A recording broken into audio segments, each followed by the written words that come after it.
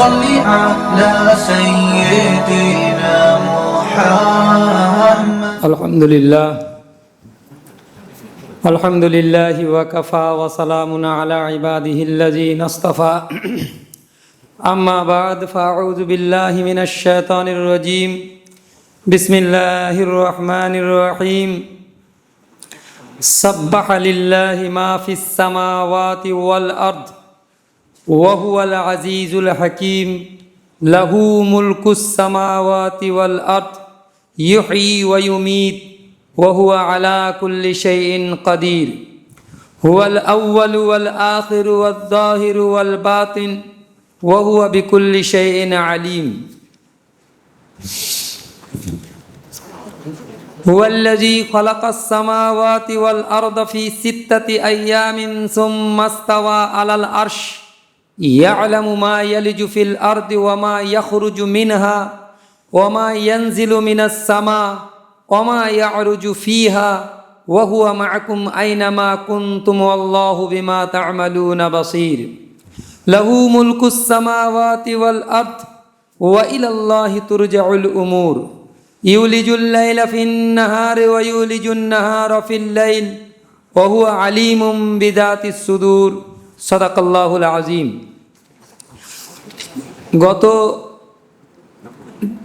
2 সপ্তাহ আগে আমরা যে আলোচনাটা করেছি সূরা হাদিদের আল্লাহ পাকের জাত ও সিফাতে বারি তাআলার উপরে যে বাহাস চলছিল। এখন আপনারা যদি বলেন আমরা জাত আর সিফাত এই শব্দটা বুঝি না, এই কথাটা আপনাদের বলা উচিত হবে না। এই জন্য যে ছোটোবেলাতে আমরা যখন একদম বাচ্চাবেলা, এখানে যারা সবথেকে ছোট ছোট বাচ্চা আছে তারা দিনিয়াতে শিখেছে বা মক্তবে শিখেছে যে ইমানে মুজমাল আমান্তু বিল্লাহি কামা হুয়া বি আসমাইহি ওয়া সিফাতিহি, এই শব্দ দুটো তখন শেখানো হয়েছিল। এটা আমরা শেখাচ্ছি কাদেরকে? যারা অনেক বয়স হয়ে গেছে, যাদের পাকা দাড়ি হয়ে গেছে তাদেরকে এখন বলছি। তারা যদি বলে যে আমরা সিফাত আর জাত বুঝি না, এই কথাটা চলবে না, রাইট হবে না। এই জন্য যে ওটা প্রথমে শেখানো হয়েছিল। আল্লাহ পাকের তামাম আসমা ও সিফাতের সাথে আমি ঈমান আনলাম, ওয়াকাবিলতু জামিআ আহকামিহি, এবং কবুল করলাম আল্লাহ পাকের তামাম আহকাম ও আরকানকে। এটা তখন বলেছিলাম। তো জাত মানে আল্লাহ পাকের সত্তা, আর সিফাত মানে আল্লাহ পাকের গুণাবলী। এই দুটো শব্দের মানেও আপনাদের দিলেতে মুস্তাহাজার রাখা দরকার, যাতে করে আগে কথা ইনশাআল্লাহ তাআলা খুলে বুঝে আসবে। তো জাত এবং সিফাতে বারি তাআলার বাহাসের ক্ষেত্রে কোরআন শরীফের সবথেকে মুশকিল তরিন আয়াত হচ্ছে এই 6 আয়াত। সবথেকে মুশকিল তরিন আয়াত আমাদের যে মোতালার হাত তাক আমরা বলতে পারি যে সবথেকে মুশকিল তরিন আয়াত। তো সেই জন্য আমরা সেইভাবে ধ্যানের সাথে শুনবো ইনশাআল্লাহ তাআলা। আর আমরা বলেছিলাম যে সাবাহা ইয়াসবাহু থেকে যে তসবিহ করা, এবং সেটা আমরা বলে গিয়েছিলাম, আলোচনা করেছিলাম যে কুল্লুন কাদ আলিমা সলাতাহু ওয়া তাসবিহাহুম, হর চিজ তোমার রবের তসবিহ পড়ছেন। কুল্লুন কাদ আলিমা সলাতাহু ওয়া তাসবিহাহুম, এটা একটা। ওয়াইম মিন শাইইন ইল্লা ইউসাব্বিহু বিহামদিহি ওয়ালাকিন লা তাফকাহুনা তাসবিহাহুম। এখানে ওয়াইম মিন শাইইন থেকে तमाम चीज अल्लाह पाकेर तस्बीह पढ़ছেন। तो ये तस्बीह पढ़ाटा একটা হচ্ছে ওয়াইম মিন শাইইন ইল্লা ইউসাব্বিহু, একটা হচ্ছে পবিত্রতা বয়ান করা। ইউসাব্বিহু বিহামদিহি, এটা হচ্ছে প্রশংসা করা, যেটা আমরা গত সপ্তাহের তার আগের সপ্তাহে বলেছিলাম যে একটা হচ্ছে নেগেটিভ আন্দাজে যে আল্লাহ পাক तमाम অক্ষমতা থেকে, तमाम অপবিত্রতা থেকে তিনি পবিত্র। আর এটা পজিটিভ আন্দাজে বললে তামাম ভালাই আল্লাহ পাকের মধ্যে, সমস্ত প্রশংসা আল্লাহ তাআলার মধ্যে। এটা হচ্ছে যে আল্লাহ পাকের হামদ, আর একটা হচ্ছে তাসবিহ আর একটা হামদ। এই দুটো শব্দই একই আয়াতের মধ্যে আল্লাহ পাক বলছেন ওয়াইম মিন শাইইন ইল্লা ইউসাব্বিহু, তারপরে বিহামদিহি, এখানে হামদ এসে গেছে, ইউসাব্বিহু শব্দটাও এসে গেছে। এই দুটো শব্দ দিয়ে আমরা আলোচনাটাকে নিয়ে এসেছিলাম। তারপরে লাহু মুলকুস সামাওয়াতি ওয়াল আরদ, মিল্কিয়াত মানে মালিকানা এবং সমস্ত কিছুর রাজত্ব, এসব কিছুই আল্লাহ পাকের। আসমান এবং জমিনের রাজত্ব এবং মিল্কিয়াত, এ দুটোই আল্লাহ পাকের হাসিল আছে। তো এখানে একটা কথার দিকে ইশারা করা হয়েছে, যেহেতু তসবিহ তো হার চিজ করছে, হার চিজ তসবিহ করছে, মানুষের বিশেষত্ব কি? মানুষ বি তসবিহ করছে। আর যখন আমাদেরকে তৈরি করা হচ্ছিল আদম আলাইহিসসালামকে, তখন ফেরেশতাদের সামনে বলা হয়েছিল যে আমি একটা আদম তৈরি করছি। তো ফেরেশতারা যে বলেছিলেন যে আল্লাহ, আমরাই তো আপনার গুণকীর্তন করছি, তসবিহ তাহলিল করছি, আবার মানুষকে তৈরি করার কি দরকার ছিল? তখন আল্লাহ পাক বলেছেন ইন্নী আ'লামু মা লা তা'লামুন, আমি যা জানি তোমরা জানো না। তো বোঝা গেল যে হার চিজ যখন তসবিহ করছে, মানুষও তসবিহ করছে, তো বিশেষত্ব মানুষের কি? বিশেষত্বকে ইশারাতান এখানে বুঝিয়েছে। আর 26 নম্বর আয়াতে গিয়ে খুল্লা বোঝাবে আল্লাহ সুবহানাহু ওয়া তাআলা এই সূরাতেই, যে লাহু মুলকুস সামাওয়াতি ওয়াল আরদ, আসমানে আল্লাহ পাকের রাজত্ব এবং মিল্কিয়াত, জমিনে আল্লাহ পাকের রাজত্ব এবং মিল্কিয়াত আল্লাহ পাকেরই। এখান থেকে বোঝা গেল যে আসমানে সূর্য চন্দ্র এ সমস্ত হুকুমত চলছে আল্লাহ পাকের। রাত আর দিনের পরিবর্তনের উপরে মানুষের কোনো দখলদারি নেই। যত কোটি টাকার মালিক হোক, যত বড়ই বাদশাহাত তার হাসিল হয়ে যাক না কেন, রাত আর দিন, সূর্য চন্দ্র ওঠা আর ডুবে যাওয়া, এর উপরে মানুষের যেমন কোনো ক্ষমতা কার্যকর নয়, আল্লাহ পাকের একক ক্ষমতা কার্যকর। অনুরূপভাবে দুনিয়ার জিন্দিগিতে, মানে দুনিয়াতে জমিনের ওপরে আল্লাহ পাকের হুকুমের বাগাবাত হয়ে গিয়েছে। তার জন্য ঈমানওয়ালাদের দায়িত্ব হচ্ছে আর একটা, শুধু তসবিহ আর তাহলিলের মধ্যে তাদের দায়িত্ব শেষ নয়, বরং তাদের দায়িত্ব হচ্ছে এই যে হুকুমতের, আল্লাহ পাকের হুকুমতে ইলাহিয়ার ওপরে যে বাগাবাত হয়ে গেছে, আল্লাহ পাকের হুকুমকে মানা হচ্ছে না, এ নিজের খুন দিয়ে সাবেত দেবে এবং এই হুকুমতকে প্রতিষ্ঠা করার জন্য এরা জান আর মালকে আল্লাহর রাস্তায় খাপাবে। এই কথাটাই এখানে ইশারাতান বলা হচ্ছে, যেটা 26 নম্বর আয়াতে গিয়ে ক্লিয়ার বলা হবে যে লাহু মুলকুস সামাওয়াতি, আসমানে তো আল্লাহ পাকের বাদশাহী কায়েম আছে, কিন্তু জমিনে আল্লাহ পাকের বাদশাহীকে মানা হচ্ছে না। এই মানা যাতে হয়, এই জন্য ঈমানওয়ালারা এর জন্য যুদ্ধ জহুদ করবে, এটা ঈমানওয়ালাদের দায়িত্ব। লাহু মুলকুস সামাওয়াতি ওয়াল আরদ, ইউহয়ী ওয়া ইউমীত, তিনিই মউত দেনেওয়ালা, তিনিই জিন্দা রাখনেওয়ালা, ওয়া হুয়া আলা কুল্লি শাইইন কাদির। কাদির বলা হয় আল্লাহ পাকের ক্ষমতা, আর ক্ষমতার সাথে কুল্লি শাইইন শব্দ যোগ করেছে, এটা আহম তরিন লফজ। কুল্লি, হার কিছুর ক্ষমতা, সমস্ত কিছুর ক্ষমতার মালিক সিরিফ আর সিরিফ আল্লাহ সুবহানাহু ওয়া তাআলার একক ক্ষমতা। হুয়া আলা কুল্লি শাইইন কাদির। আর এর পরের আয়াতটা হুয়াল আউয়ালু ওয়াল আখিরু ওয়াল যাহিরু ওয়াল বাতিন, ফির ওয়া হুয়া বিকুল্লি শাইইন, এখানে স্যার কুল্লি শাইইন এসেছে, ওয়া হুয়া বিকুল্লি শাইইন আলিম। আর ওখানে আছে ওয়া হুয়া আলা কুল্লি শাইইন কাদির, আর এখানে আছে ওয়া হুয়া বিকুল্লি শাইইন আলিম, হার চিজের ইলম রাখনেওয়ালা। এই দুটোকে একটা প্যারালা জায়গায় নিয়ে আসেন। একটা হচ্ছে হার চিজের ওপরে কুদরত রাখনেওয়ালা, ক্ষমতা রাখনেওয়ালা, আর হার চিজের ওপরে ইলম রাখনেওয়ালা। আল্লাহ সুবহানাহু ওয়া তাআলা হার চিজ সম্পর্কে ইলম রাখেন। এই দুটোকে প্যারালাভাবে বোঝার চেষ্টা করুন। তারপরে এই আহম তরিন আয়াত এবং মুশকিল তরিন আয়াত, যেটা 3 নম্বর আছে, হুয়াল আউয়ালু ওয়াল আখিরু ওয়াল যাহিরু ওয়াল বাতিন ওয়া হুয়া বিকুল্লি শাইইন আলিম। এই হুয়াল আউয়াল ওয়াল আখির ওয়াল যাহির ওয়াল বাতিন, এই কথাটাকে বোঝার জন্য কয়েকটা তামহিদি কথা, ভূমিকা তরের উপরে কথা, বড় কঠিন কথা, আমরা বুঝে নিই ইনশাআল্লাহ, তারপরে আমরা বুঝবো। যেমন পুরো কোরআন শরীফের মধ্যে আমরা বলেছি যখন নাকেরার হালতে আসবে তো সিফাত বোঝাবে, যে আজিজুন হাকিমুন, তো এটা সিফাত। আল আজিজ আল হাকিম মারেফার হালতে আসবে তো এটা আল্লাহ পাকের আসমা ও নাম হয়ে যাবে। এই যে পার্থক্যটাকে আমরা বুঝে নিই, কিন্তু এর মধ্যে আসলে লফজি এতেবারেতে পার্থক্য আছে, কিন্তু আসলে তো কোনো পার্থক্য নেই। আল্লাহ পাকের নাকেরার সাকতে যখন আসবে আজিজুন হাকিমুন, তখন আসবে আল্লাহ পাকের সিফাত। আর আল আজিজ আল হাকিম তো আল্লাহ পাকের আসমা ও আল্লাহ পাকের যেটা নাম সেটা এসে যাচ্ছে এখান থেকে। তো এইটা আমাদেরকে মাথায় রাখতে হবে। তো এখানে কোরআন শরীফের মধ্যে হুয়াল্লাহুল্লাযী লা ইলাহা ইল্লাহু আল মালিকুল কুদ্দুসুস সালামুল মুমিনুল মুহাইমিনুল আজিজুল জব্বারুল মুতাকাব্বির সুবহানাল্লাহি আম্মা ইউশরিকুন হুয়াল্লাহুল খালিকুল বারিউল মুসাউবিরু লাহুল আসমাউল হুসনা। এখানে আছে আল বারিউল মুসাউবিরু, সব আল্লাহ পাকের নাম, কিন্তু আলিফ লাম দিয়ে এসেছে মাঝখানে হরফে আতফ, মানে অ দিয়ে আসেনি।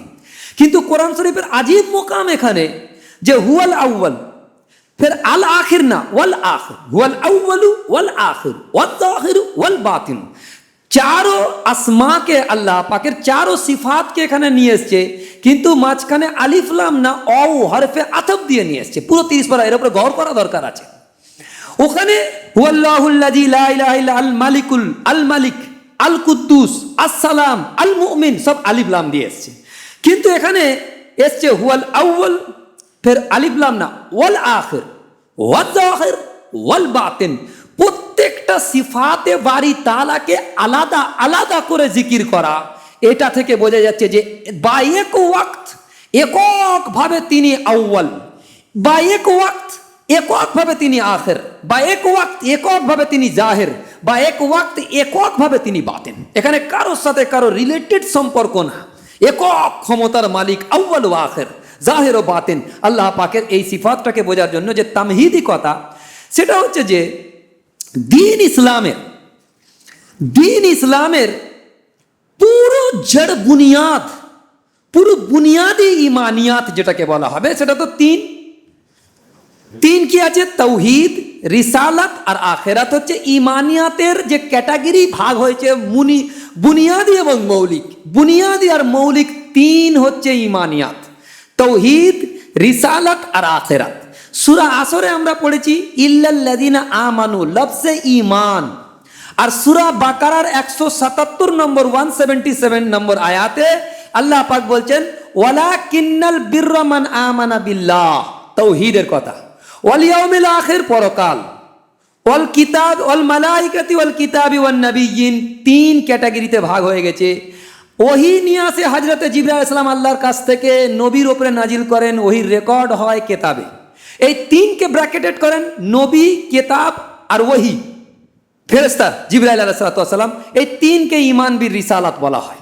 তাহলে মৌলিক বিষয়বস্তু ঈমানের তিন: তাওহীদ, একত্ববাদ; রিসালাত, হুজুরে পাক সাল্লাল্লাহু আলাইহি সাল্লামের উপরে যে ওহী নাজিল হয়েছে তার দায়িত্ব পৃথিবীতে পৌঁছে দেওয়া, সেই দায়িত্ব যেভাবে তিনি আদায় করেছেন তার উপরে ঈমান। তিনি আমাদেরকে মাধ্যম বেনেছেন আল্লাহর থেকে বান্দার মাঝখানে কথাকে পৌঁছে দেওয়ার জন্য, রিসালাতের যে জিম্মাদারি। আর 3 নম্বর পয়েন্ট হচ্ছে আখেরাত, পরকাল সম্পর্কে আমরা মরে যাবার পরে আর একটা জিন্দেগি আছে, সেই আখেরাত। আচ্ছা, এই তিনকে যখন সংক্ষিপ্ত করা হবে তখন ইমানিয়াতের সব থেকে বুনিয়াদি এবং মৌলিক একটাই বিষয় দাঁড়াবে, ঈমান বিল্লাহ। তখন না ঈমান বিল রিসালা আসবে, না ঈমান বিল আখেরাত আসবে, না ঈমান বিল মালাইকা আসবে, এগুলো কিছুই আসবে না, শুধু ঈমান বিল্লাহ, আল্লাহর উপরে ঈমান, আমানতু বিল্লাহ, ব্যাস। এই কথাটাই যখন আসবে তো এর পুরো জড় বুনিয়াদ ইমানিয়াতের যখন আসবে, ওই তিনকে ফের সংক্ষিপ্ত করলে কি হবে? ঈমান বিল্লাহ। আর ঈমান বিল্লাহকে যদি সংক্ষিপ্ত করি তো দিনের জড় বুনিয়াদ এবং কুল্লি হেদায়েত, সমস্ত হেদায়েতের মূল হচ্ছে তাআল্লুক মা আল্লাহ। এটাকে মাথায় রাখেন। তাআল্লুক বলা হয় সম্পর্ককে, মা আল্লাহ বলা হয় আল্লাহর সাথে। বাংলা করে দিচ্ছি আমি। তাআল্লুক মা আল্লাহ হচ্ছে পুরো ইমানিয়াতের আর পুরো দ্বীন ইসলামের জড় বুনিয়াদ হচ্ছে তাআল্লুক মা আল্লাহ, আল্লাহর সাথে বান্দার কি সম্পর্ক। এই তাআল্লুক মা আল্লাহকে খুব ভালো করে বুঝবেন, এটাকে আমি রিপিট করছি।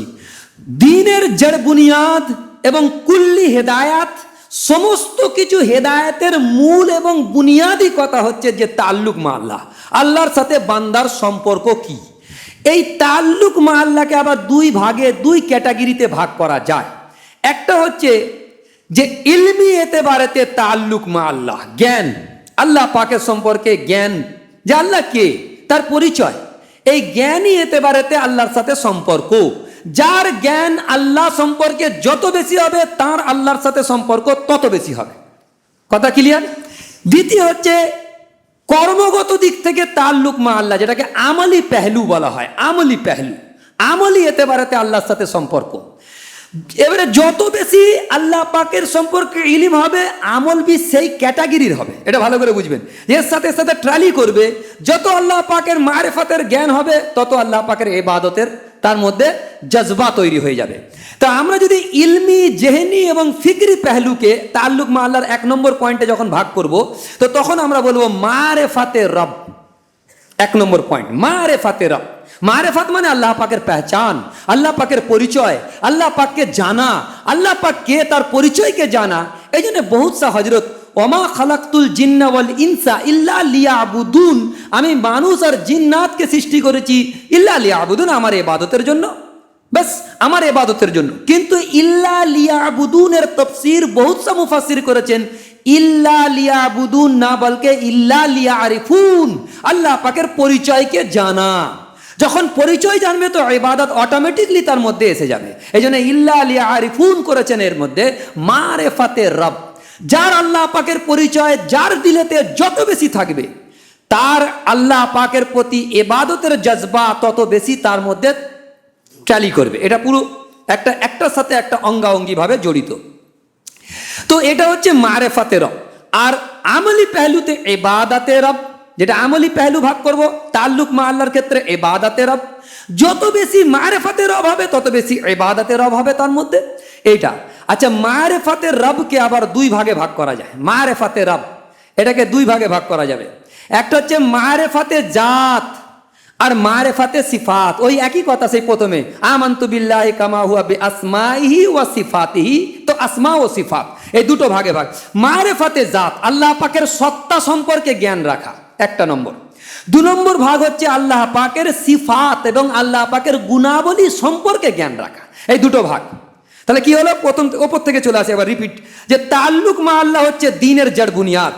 তাল্লুক মা আল্লাহকে দুই ভাগে ভাগ করা হয়, ইলমি, জেহনি, ফিকরি এতেবারেতে ভাগ করা হয়েছে। সেটা হচ্ছে মারেফাতে রব এটা, আর আমলি এতেবারেতে যে ভাগটা করা হয়েছে সেটাকে ইবাদতে রব করা হয়েছে। আর মারেফাতে রবকে দুই ভাগে ভাগ করা হয়েছে, মারেফাতে জাত এবং মারেফাতে সিফাত। তো মারেফাতে জাতের ব্যাপারে বিল ইজমা ঐক্যমত আছে পৃথিবীর ওলামা একরামদের মধ্যে, যে এই মারেফাতে জাতের ব্যাপারে আমাদের ফাহেম, আমাদের জ্ঞানের যে সাতা আছে, আমাদের যে গবেষণার সাতা আছে, এ আল্লাহ পাকের জাত সম্পর্কে ভাবনার অতীত। আমাদের জ্ঞান, আমাদের সমস্ত ভাবনা, শিক্ষা সব কিছু মুখ থুবড়ে পড়বে ওখানে। আল্লাহ পাকের জাত সম্পর্কে আমরা কিছু আর বলতে পারি না।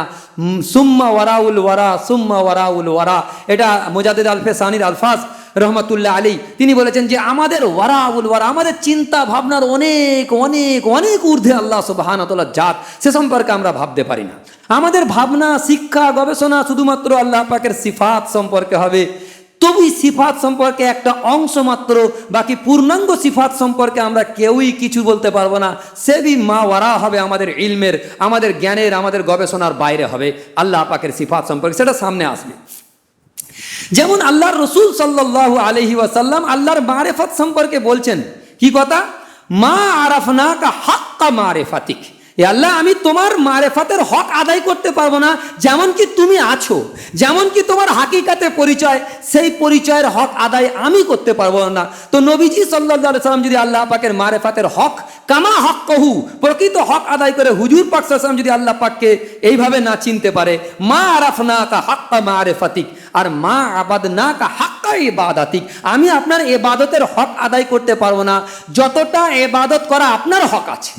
তো নবীজি যদি এই কথা বলে দেয়, তখন আমরা তো আরো এর থেকে আজিজ হয়ে যাব, যে আমরা তো আল্লাহ পাকের না ইবাদতের হক আদায় করতে পারবো না মারেফাতের হক আদায় করতে পারবো। এইটাকে আমাদেরকে, আর মা কাদারুল্লাহ হাক্কা কদরি, এটাকে কোরআনের ভাষায় কাদারুল্লাহ হাক্কা কদরি এই শব্দ নিয়ে এসছে। আর ইয়া আইয়ুহাল্লাযিনা আমানুত্তাকুল্লাহ হাক্কা তুকাতিহি, এখানে তাকওয়ার কথা নিয়ে এসছে, যে আল্লাহ যতটা তোমার তাকওয়া আদায় করা দরকার এটা আমাদের পক্ষে কি করে সম্ভব। যেটা সূরা তাগাবুনে গিয়ে আল্লাহ পাক বলেছেন যে যার যেটা ইমকান, সাধ্যে ইমকান আছে, সেই ইমকান অনুযায়ী তোমরা আল্লাহ পাকের উপরে তাকওয়া অবলম্বন করো। যখন এই আয়াত অবতীর্ণ হয়েছিল যে আইয়ুহাল্লাযিনা আমানুত্তাকুল্লাহ হাক্কা তুকাতিহি, আল্লাহ পাকের তাকওয়া অবলম্বন করো যতটা তার হক আছে, সাহাবারা বড় ঘাবড়ে গিয়েছে। আর যখন ওই আয়াত নাযিল হয়েছে ওয়াত্তাকুল্লাহা মাসতাতাতুম ফাত্তাকুল্লাহা মাসতাতাতুম, যে তাকওয়া অবলম্বন করো যেটাতে তোমাদের সাধ্যে আছে, তো সাহাবাদের জান এসছে যে এবারে আমরা পারবো। কিন্তু কার আছে হক যে আল্লাহ পাকের তাকওয়ার পরিপূর্ণ হক আদায় করবে? সম্ভব না। তো এই আয়াতগুলোকে পেছে নজর রাখার পরে যে একটা জিনিসকে বুঝতে হবে, যে আল্লাহ পাকের জাত আর আল্লাহ পাকের সিফাত এটা কি আল্লাহ থেকে আলাদা না আল্লাহর সাথে একসাথে? এই যে জিনিসটা মুতাকাল্লিমিনদের ব্যাপারে বহুত বড় বাহাস হয়েছে, লম্বা সময় লাগিয়েছে, তারা বাহাস করেছে। কিন্তু এই মাসলা আমি বোঝাবার জন্য আসিনি, বরং যেটা লিখেছে হারিমে জাত বুতকালায়ে সিফাত হ্যায় সিফাতে জাতে হক, হক সে জুদা ইয়া আইনে জাত। এর উপরে আল্লামা ইদরিস কান্ধলভি রহমতুল্লাহ আলাইহি ইলমুল কালাম বলে যে কিতাব লিখেছেন, আমার কাছেও কিতাব আছে আলহামদুলিল্লাহ। আমাদের দারুল উলুম দেওবন্দের বিখ্যাত মুহাদ্দিস ছিলেন আল্লামা ইদরিস কান্ধলভি রহমতুল্লাহ আলাইহি এবং মুফাসসির ছিলেন। তিনি যে বই লিখেছেন তাতে বলে দিয়েছেন যে হায় সিফাতে জাতে হক, হক সে জুদা ইয়া আইনে হক। এখানে এইটাই বলে দিয়েছে যে সমস্ত গবেষণার পরে যে ফসল বেরিয়েছে ওদের, সেই ফসলটা বলছে না আল্লাহ পাকের সিফাত আল্লাহর থেকে জুদা, না আল্লাহর সাথে। এটা হচ্ছে ফয়সালা। আজীব ব্যাপার যে এখানে এসে মানুষ তার সমস্ত ইলমকে, গবেষণাকে, সমস্ত গবেষণার সমস্ত শেষ পর্যায়ের মেহনত করার পরে এই বলছে না আল্লাহর থেকে জুদা আছে, না আল্লাহর সাথে আইন আছে। এইটাই এই কথাটা বলছে হায় সিফাতে জাতে হক, হক সে জুদা ইয়া আইনে জাত। এই কথাই এসে এখানে ঠেকে গিয়েছে তারা। এই জন্যে এই কথাটাকে বোঝার জন্য, এই আইনে জাত যে কথাটা বললাম এইটাকে বোঝার জন্য আবু বকর সিদ্দিক রাদিয়াল্লাহু তাআলা একটা কথাকে বুঝে নেওয়া দরকার। বড় কঠিন মসলা, একদম পুরো মোতাবাজ্জা সহকারে শুনুন। আল ইজজু ইন আনদারকিল জাত ইদরাকুহু। আল্লাহ পাকের জাত সম্পর্কে মানুষ গবেষণা করে করে, চিন্তা ভাবনা, পড়াশোনা, ইলমি পেহলুকে সবকিছু নিজের সাধ্যের অতীত সমস্ত শক্তিকে লাগাবার পরে যখন এই কথাটা তার জানা হয়ে যাবে যে আমি কিছুই জানতে পারিনি আল্লাহ পাকের ব্যাপারে, জাত সম্পর্কে, এটা হচ্ছে ওই মসলার উপরে মেরাজ। সব থেকে টপ দরজার জ্ঞান এটাই যে আমি কিচ্ছু জানতে পারিনি, এটা বলতে সে বাধ্য হবে একটা জায়গায় এসে। এটা আবু বকর সিদ্দিক রাদিয়াল্লাহু তাআলার কথা। আল ইজজু ইন দারকি জাত ইদরাকুহু। জাত সম্পর্কে ইদরাক আলোচনায় যত গবেষণা করব, তো ওটা করতে করতে গিয়ে একটা জায়গায় গিয়ে আমরা আল্লাহ পাকের ব্যাপারে এইটা বলবো যে আমি আল্লাহ পাকের জাত সম্পর্কে কিচ্ছু জানি না। এটা হচ্ছে মেরাজ, এই জ্ঞানের সব থেকে টপ দরজার জ্ঞান হচ্ছে আমি কিচ্ছু জানি না বলাটা। এটা কার কথা?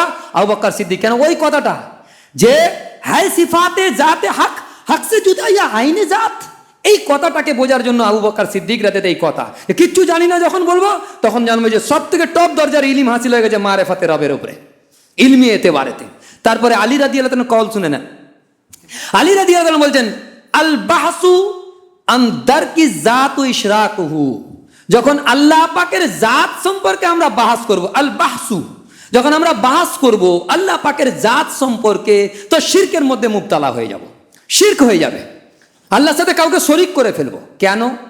এই কেনটা বোঝাবার জন্য দেখেন সিফাতে বারি তাআলাকে আবার দুই ভাগে ভাগ করা যায়। কাইফিয়াত, কাইফিয়াত মানে কেমন, আল্লাহ যে দেখেন কেমন করে দেখেন, এটা একটা প্রশ্ন। এটাকে কৈফিয়ত, কোন কৈফিয়তে আল্লাহ দেখেন, এটা একটা প্রশ্ন এসে যাচ্ছে যে কি করে আল্লাহ দেখেন, তো ব্যাস কৈফিয়ত তৈরি হয়ে যাচ্ছে। আল্লাহ কাদির, দ্বিতীয় ভাগ করেছে আল্লাহ কাদির। কতটা কাদির, কতটা আল্লাহ পাকের ক্ষমতা, ক্ষমতার কোনো মাপ আছে? কোন কোন জিনিসের উপরে কাদির, এর কোয়ান্টিটি কি, প্রশ্ন এসে যাচ্ছে। কিন্তু যখন আমরা এই কৈফিয়তকে ভাববো যে আল্লাহ পাক তো দেখেন, আমি দেখি, আমার দেখার ব্যাপারে আমি বলতে পারবো যে আমি একটা নির্দিষ্ট সীমানা পর্যন্ত দেখতে পাই, তারপরে দেখতে পাই না, পিছনে দেখতে পাই না, এগুলো আমাদের কৈফিয়ত বয়ান করব। আমি দেখতে পাই কি করে? যারা বিজ্ঞানের ছাত্র আছে তারা জানবে, যারা ভৌত বিজ্ঞান পড়েছে তারা জানবে এই কথাটা, যে কোনো আলো যখন কোনো বস্তুর উপরে পড়ে, যখন ধরে নেন এই মসজিদটা টোটালি অন্ধকার, এই অন্ধকারের মধ্যে এই মোবাইলটা আছে, তো কেউ অন্ধকারে দেখতে পাবে না, কিন্তু একটা আলো জ্বালানো হলো, জ্বালানোর পরে সমস্ত আলোটা এই মোবাইলের উপরে পড়লো, পড়ার পরে আলোকের বিচ্ছুরণ বলা হয়, আলোকের বিচ্ছুরণ যেটাকে রিফ্লেক্ট বলা হয়। আলো এখানে পড়লো, এখান থেকে রিফ্লেক্ট করে চোখের মধ্যে আই রিসেপ্টর রেখে দিয়েছেন আল্লাহ পাক, আই রিসেপ্টর। সেই আই রিসেপ্টর আলোকের বিচ্ছুরণকে শোষণ করার পরে আমরা দেখতে পাই। এটা হচ্ছে দেখার একটা তরতিব। কিন্তু আল্লাহ কি করে দেখতে পান? এর কেউ বলতে পারবে যে আমরা চোখের মহতাজ, আই রিসেপ্টরের মহতাজ, মানে মুখাপেক্ষী। আল্লাহ পাক দেখার জন্য কোনো আসবাব, কোনো অর্গানের মুখাপেক্ষী নন আল্লাহ পাক। এটা মাথায় রাখো ভালো করে। এ জাত ও সিফাতের উপরে বড় বাহাস লম্বা হবে, কোনো একদম ক্লিয়ার হয়ে যাবে ইমান যে আল্লাহ পাক যে দেখেন, এর কৈফিয়ত আমরা কেউ বলতে পারবো না কেমন করে দেখেন। আমরা যে শুনি, সামাত আল্লাহ পাকের একটা সিফাত, সামাত। আল্লাহ পাক সামে, আল্লাহ শুনতে পান। বসির, আল্লাহ পাক দেখতে পান। তো আল্লাহ কেমন সামে, কৈফিয়ত কি? আমরা দেখার জন্য ইয়ারবাডস আছে, ইন্টারনাল আছে, তারপরে মিডিল ইয়ার আছে, ইন্টারনাল ইয়ার আছে, এক্সটার্নাল ইয়ার আছে। তার মধ্যে দিয়ে গিয়ে আমরা জানি, বিজ্ঞানে পড়েছি 20 থেকে 20,000 বারের কম্পন, কোনো বস্তুর কম্পন যখন 20 থেকে 20,000 বার। আমি সেই 1998 মাধ্যমিক দিয়েছি, ও বই এখনো আমার আল্লাহ পাকের ইয়াদ রেখে দিয়েছে, 1998 সালে এটা পড়েছি আমি, যে 20 থেকে 20,000 বারের কম্পনের মধ্যে কোনো বস্তু যদি কাঁপে, সেই কম্পনের যে শব্দ তৈরি হয় সেই শব্দ কান শুনতে পায়, এর থেকে বেশি হলেও কান শুনতে পাবে না, এর থেকে কম হলেও কান শুনতে পাবে না। এই যে শোনার সিস্টেম, যে ইন্টারনাল ইয়ার, মিডল ইয়ার, এক্সটার্নাল ইয়ার, এর মাধ্যমে একটার পর একটা স্টেপ অতিক্রম করার পরে আমরা শুনতে পাই, সেটা ব্রেনে গিয়ে ট্রান্সফার করে, এ সমস্ত সিস্টেম আছে। তো আল্লাহ পাক যে শোনেন, আল্লাহ পাকের শোনাটা কি এরকম কানের দরকার আছে কি নেই? কান একটা অর্গান, একটা অঙ্গ। আল্লাহ পাক শোনার ক্ষেত্রে যখনই আমরা কৈফিয়তকে ভাববো যে কেমন ভাবে শোনেন, তো শিরকে মুবতালা হয়ে যাব। কেন? যে মানুষ এইভাবে শোনে, তো আল্লাহ মনে হচ্ছে এর থেকে একটু উঁচু ভাবে শোনে, বাস যেটাই আপনি ভাববেন ওটা শিরক হয়ে যাবে আল্লাহ পাকের সাথে। কেন? কোন সৃষ্টি জগতের সাথে তুলনা হয়ে যাবে, বা শিরক। এই জন্য আল্লাহ তো শোনেন, তার কৈফিয়ত, তার কাদরিয়াত, আল্লাহ তো ক্ষমতাবান। কতটা ক্ষমতাবান? এর ক্ষমতা কোনো মাপার মতো যন্ত্র পৃথিবীর কোনো মানুষ, কোনো ইলমওয়ালা কারোর হাতে আর নেই। ইয়ে পুরো ইদরাকের বাইরে আমাদের। কারণ আল্লাহ পাকের সিফাত হচ্ছে মৌলিক এবং আসাসি, আর বুনিয়াদি সিফাত হচ্ছে 6 বা 5। যারা উজুদকে সিফাতের মধ্যে নিয়েছে তারা 6টা গুনিয়েছে, যারা উজুদকে বাদ দিয়েছে তারা 5টা নিয়েছে। 5টা কি কি মৌলিক উজু আল্লাহ পাকের সিফাত হচ্ছে? 1 নম্বর হচ্ছে হায়াত, ইলম, কুদরত, ইরাদা এবং কালাম। এই 5 হচ্ছে আল্লাহ পাকের মৌলিক সিফাত। অনেক সিফাত আছে কিন্তু মৌলিক তার মধ্যে এই 5টা। যেমন বলে না হাতির পায়ের মধ্যে সবাইয়ের পা, এটা বলা হয়, ঠিক এরকমই যে এই 5-এর মধ্যে সমস্ত সিফাত এসে গেছে। যেমন ইলম, আল্লাহ পাক দেখেন মানে আল্লাহ পাকের বাশারাত। এই বাশারাত সম্পর্কে যখনই আলোচনা করব তো আল্লাহ পাকের ইলমের ইদরাকের মধ্যে চলে আসবে। কেন? চোখে দেখার মাধ্যমে আমরা জ্ঞান হাসিল করি, যে অমুক জায়গায় একটা অ্যাক্সিডেন্ট হয়েছে, অ্যাক্সিডেন্ট আমি দেখেছি তবে জ্ঞান হাসিল করেছি যে হ্যাঁ ওখানে অ্যাক্সিডেন্ট হয়েছে। অমুক জিনিসটা আমি কানে শুনেছি, তো শোনার মাধ্যমে আমার জ্ঞান হাসিল হয়েছে, তো সবই ইলমের মধ্যে চলে আসবে।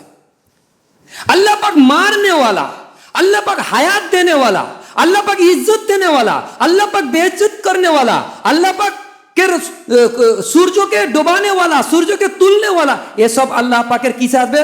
कुदरत।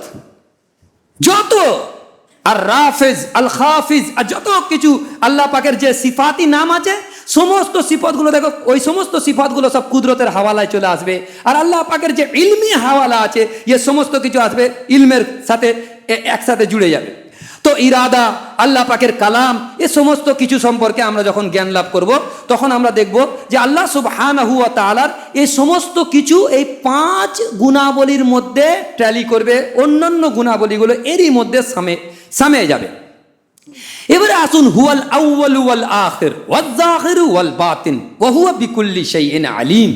তো এই কথাটার মধ্যে বলা আছে তিনি আউয়াল, তার আগে কিছু নেই। তো আউয়াল মানে আপনারা ভাববেন যে এই মসজিদে ভালো করে ব্যাপারটা বুঝুন, এই মসজিদে আজকে জুম্মার দিনে সর্বপ্রথম কে এসেছিল?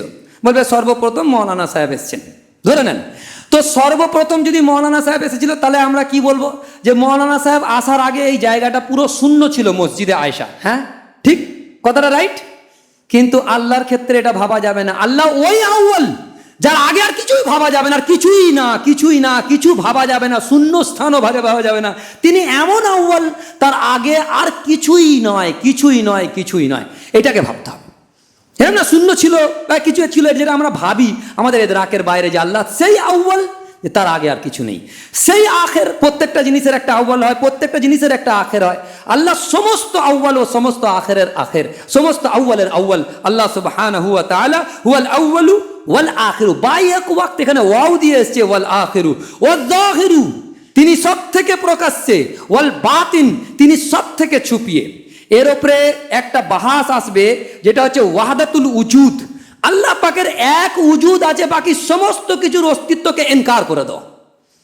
সূর্য নেই, চন্দ্র নেই, রাত নেই, দিন নেই, পৃথিবীর পাহাড় নেই, গাছ নেই, মানুষ নেই, কিচ্ছু নেই, সির্ফ আল্লাহই আল্লাহ আছে। ওয়াহদাতুল উজুদের মধ্যে এই যে কথাটাকে মানা হয়, সব কিছুকে ইনকার করা। এর উপরে আমি দুটো কথা বলবো, একটা মুজাদ্দিদ আল ফেসানি রহমাতুল্লাহ আলাইহি আর একটা হযরতে ইমাম গাজ্জালি রহমাতুল্লাহ আলাইহি, দুজনের কথা নিয়ে আসবো। ইমাম গাজ্জালি রহমাতুল্লাহ আলাইহি বলছেন, উদাহরণ দিচ্ছেন মানুষকে বোঝাবার জন্য, যেহেতু এটা অনেক কঠিন এবং টপ কথা, সাধারণ মানুষ কি করে বুঝবে, তো বোঝাবার জন্য একদম সহজ করে বলছেন যে একটা বাদশার দরবার থেকে 10,000 সৈন্য পুরো সাজসজ্জা সহকারে বেরোচ্ছে, তলোয়ার, ঢাল, সমস্ত অস্ত্র শস্ত্র সামান এবং উট ঘোড়া একদম পুরো সাজসজ্জা সহকারে বের হচ্ছে। তো দেখনেওয়ালা মনে করতে যে এদের সমস্ত কিছু সাজসজ্জা এদের নিজস্ব, বলকে এটা নয়, বরং বাদশাহীর কারণে এদের সাজসজ্জা অস্তিত্বের মধ্যে এসেছে, নাহলে বাদশাহী যখন থাকবে না এদের সাজসজ্জার কোনো অস্তিত্ব নেই। এ উজুদ শুধুমাত্র বাদশার জন্য হয়েছে। ঠিক অনুরূপভাবে এই আসমান জমিন চাঁদ সূর্য মানুষ গাছপালা যা কিছু পৃথিবীতে আছে ও আল্লাহ পাকের অস্তিত্বের মাধ্যমে অস্তিত্ববান হয়েছে। আল্লাহ নেই তো কিছু নেই, আল্লাহর জন্যই অস্তিত্ববান, আল্লাহ নেই তো কিছুই নেই। এটা ইমাম গাজ্জালী রহমতুল্লাহ বুঝিয়েছেন। আর মুজাদ্দিদ আল ফেসানি রহমতুল্লাহ কি বুঝিয়েছেন আরো সহজ করে? উনি বলছেন যে একটা লাঠিতে একটা দড়ি বাঁধ, যেটা তার মতো হবে, যা পুড়বে না, ফায়ার প্রুফ। তো সেই দড়িটা বেঁধে দড়ির মাথাতে একটা কাপড়ের টুকরো বেঁধে ভালো করে শক্ত পোক্ত করে বেঁধে দিয়ে ওখানে পেট্রোল দিয়ে আগুন লাগিয়ে দাও, আর দিয়ে এটাকে হরকতের সাথে জোরের সাথে ঘোরাতে থাকো। তো আগুনের যে গোল যে এটা থাকবে, পেট্রোলের কারণে যতই হাওয়া লাগুক সে নিববে না, যেহেতু পেট্রোল আছে।